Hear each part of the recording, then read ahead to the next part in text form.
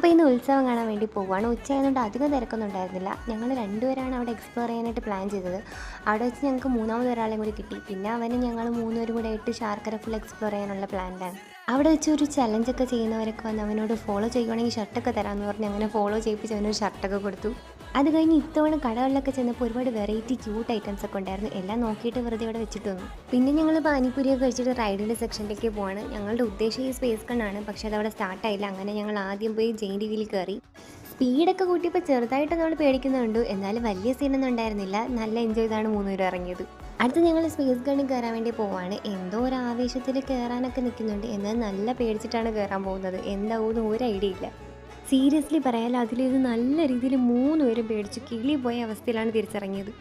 എങ്ങനെയും ഇറങ്ങാൻ പറ്റിയത് തന്നെ ഭാഗ്യമെന്ന കണക്കാണ് മൂന്നുപേരും തിരിച്ചു വന്നത്. എന്നാലും അതൊരു നല്ലൊരു എക്സ്പീരിയൻസ് ആയിരുന്നു. പിന്നെ ഞങ്ങൾ ഗോസ്റ്റ് ഹൗസിലൊക്കെ കയറി ചെറുതായിട്ടൊന്ന് പേടിച്ചിട്ട് തിരിച്ചു വന്നു. അപ്പോൾ ഓക്കെ, ബൈ.